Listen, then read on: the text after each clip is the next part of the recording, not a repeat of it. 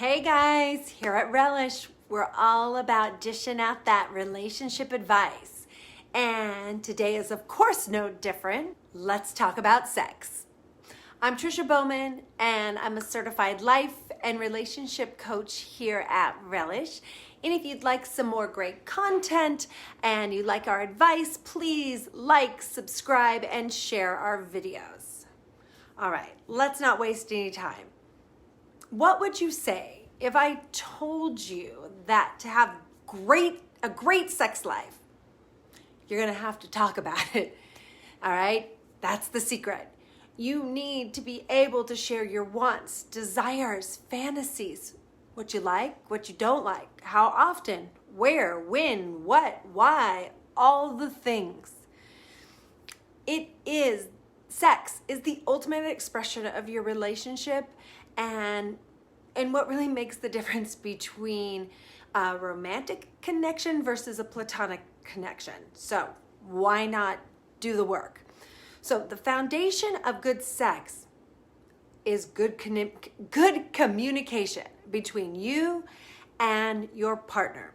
So, and when we're talking about sex, we're talking about all things in that category. We're talking about like the actual act of sex and penetration and intimacy. But we're also talking about affection, flirting, touch, and connection. And what if I told you that every positive thing that you do in your relationship is considered foreplay? I think that sounds pretty exciting, don't you? So the positivity and the energy that you put into your relationship helps your intimacy and your sex life grow, which helps your intimacy grow, which, you guessed it, leads you to better sex. Okay.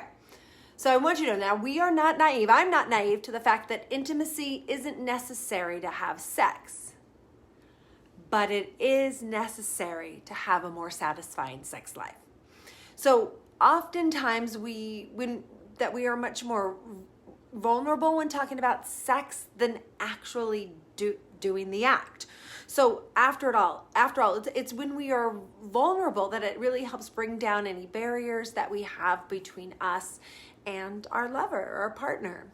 So being vulnerable means that you're showing up as your most authentic, unprotected self, which is, if you guessed it, another key element to having great sex. So if, say, your communication is bad or not all about sex, it's often a sign too that you are not really communicating well in any area of your relationship. And I want you to really be wary of this because it really is a slippery slope that will lead to more complicated issues and a lot of relationship dissatisfaction. Okay, let's go on to the next point I want to make here is how do you have these conversations? How do you start talking about it if it's something you've never done? So now, if you're early on in your relationship, it's a really great idea to really start setting these standards and the groundwork for your future. And don't worry, my long-term relationship people, I'm going to get to you too. So to help establish trust and intimacy first, you can start with easier conversations. For example, we're talking about the newbies, consent, contraception, and then you can start moving on as you get comfortable to what feels good and what doesn't feel good and go from there. All right, next, what you're gonna do for those of you who've been together for a while, say I didn't forget you, and want to start some new conversations around sex, or maybe start them for the first time, start by sharing about what you want in the future. Rather than what's happened in the past or what you didn't like, share the things that you would really like to try starting anew, and things that that have been on your mind or that you'd like to share. So, and really be positive. Try to really avoid not be critical. So, because remember that what happened yesterday and is in the past and is gone, and what you want to do is help focus on what you want moving forward right now, today. So when do you talk about these things? So try to make a time that is away from the bedroom, or for those of you, or the normal places you have sex, but away from that moment. When you're talking in the heat of the moment, often it may not have the actual impact you're looking for. You want to find a time where neither of you are rushed, sometime where you'll feel maybe a little less vulnerable, and you'll have time to really talk about these things. Because when you're either being intimate or you're turned on in the moments, it might skew what you want to share. All right, I want you to share your fantasies. When it comes to sharing fantasies, or you have a new idea, really start slow. Build up the trust and intimacy so that you can get a little deeper. No pun intended. So if you're in a long-term relationship, you have a lot of time to kind of savor those moments and add more as you go along. So you can start slow. But the one thing I do want to add to this is, please make sure you tell your partner what role they play in your fantasy, because you don't ever want them to feel excluded or threatened by the fantasy. And remember too that a lot of people find it really hard to share their sexual fantasies because it's oftentimes there may be some shame around those things. And it really makes it hard for them to share. So be patient, be open, be loving with yourself and with your partner as you share these things and start to explore that part of yourself. So, but remember, the outcome is that there's really a lot to gain from doing this, and it really gives you an opportunity to allow your partner to learn more about you, and maybe you get to try a few new things that you didn't even know you liked or that you wanted. And so for a little more inspiration, I want you to know that it's been said that people who discuss their fantasies report the happiest of most sexual relationships. So, little inspiration.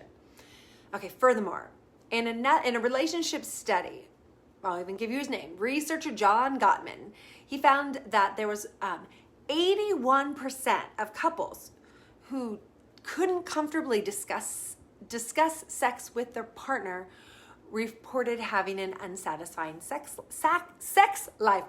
Tongue-tied. I don't know about you, but that doesn't sound like good odds. So, lastly, the thing I want to leave you is take responsibility for your own pleasure. That means that you are responsible to share what you like and don't like. By removing the idea that you or your partner has to kind of please this person and figure out what they want, it also helps to remove any performance anxiety, which can really be distracting and interrupting for your sex life. So it could be transformational when you can really share what you like and want. It takes the pressure off your partner and off of yourself. So the last thing I want to leave you with is this. Really be intentional about the sex life you want. Talk about it. Share it with your partner and really create what you truly desire. And I want you to remember that sex only happens if you make it happen. So get to scheduling, planning, anticipating about it. And don't worry, that doesn't mean I don't want you to, that spontaneity is dead. I want you to be spontaneous too. But what it will show is that you really value and respect your intimacy enough to make time for it in your busy life.